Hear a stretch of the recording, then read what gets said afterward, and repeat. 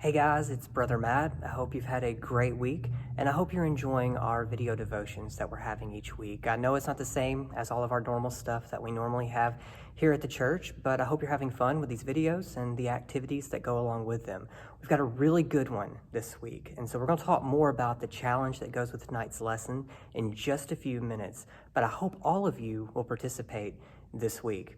Tonight, we're going to be talking about another one of Israel's great leaders, a man by the name of Moses. Now, do you remember the strange way that God spoke to Moses? When God was calling Moses to be the leader of his people, do you remember what he did? It was a burning bush. So there was this bush that was on fire.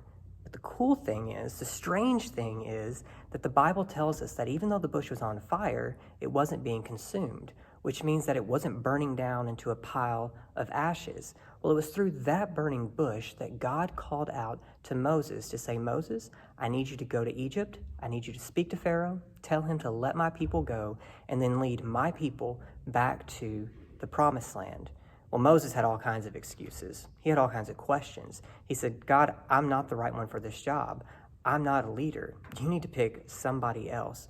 But God assured Moses that he was the leader. He was the man that was supposed to lead his people back to the promised land.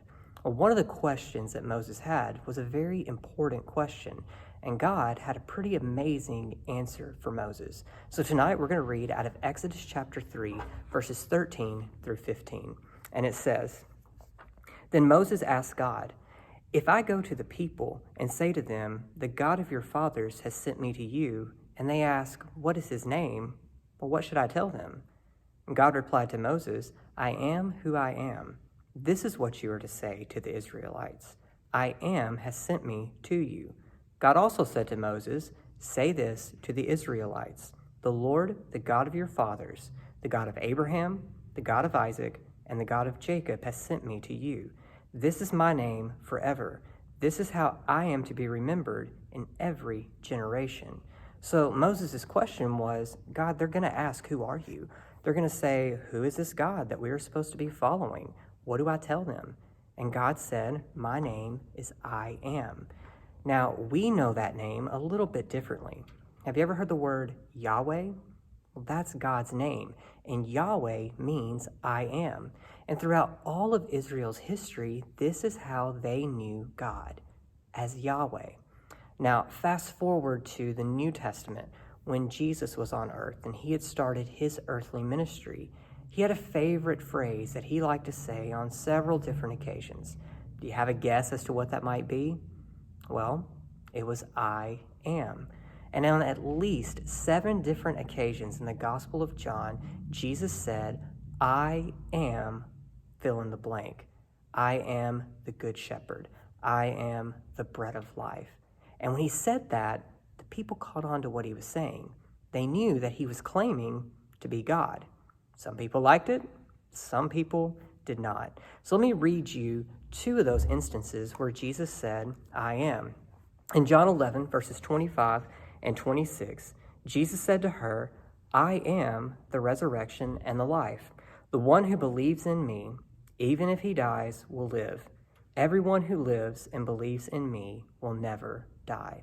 And then in John 14:6, Jesus said, I am the way, the truth, and the life. No one comes to the Father except through me. Well, when Jesus made these claims, like I said a minute ago, some people liked it, some people didn't. The Pharisees, for instance, they hated it when Jesus said this because they were thinking, wait a minute, if you're saying I am, then you're claiming to be God, and you're not God. Why are you saying that? It made them angry to hear Jesus use that phrase.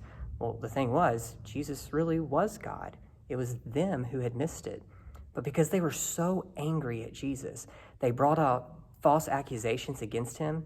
They had him arrested, and they had him killed on a cross, all because they did not like that he used this name, Yahweh, I am. Now, there's another group of people who were fine with it. Jesus' followers, his disciples, when Jesus would say, I am, they had a different reaction. They were excited.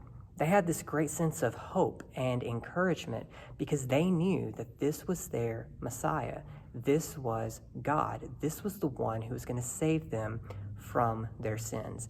And we should have that same excitement when we read verses like these in the Bible, knowing that Jesus is our Messiah, that Jesus is God, that when Jesus said, I am the way, the truth, and the life, he was providing the one and only way for us to be saved. He is the way, and all we have to do is believe in him.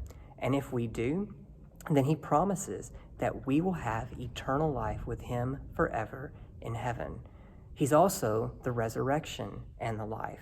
Jesus died and rose again so that we could have life, so that even though we may die one day, we're going to live forever with God in heaven. But that's only true for those of us who have chosen to put our faith and our trust in him.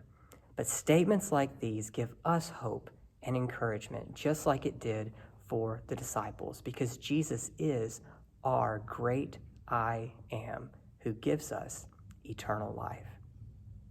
Now, I've got a couple challenges for you tonight, and here's the first one.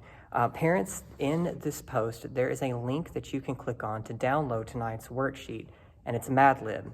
So when you print it out, there'll be 2 sheets of paper, and you need to have your kid fill out this first piece of paper and fill in all of these words. So kids, make sure that you answer all of these questions first. Then you can go to the next page. You can fill in all of your words in the story, and then I want you to film yourself reading your story, but I dare you not to laugh when you do it. Now, once you filmed yourself, go ahead and post that video in the comments so we can all enjoy your creative stories. The second challenge I have is to memorize John 14:6. Jesus said to him, I am the way, the truth, and the life. No one comes to the Father except through me. Film yourself saying that verse, post it in the comments as well, and I hope to see you all. I know this is hard. I hope we're back here at the church very soon, but until then, keep doing these challenges, keep posting your videos. It's a great way for all of us to stay in touch. See you guys.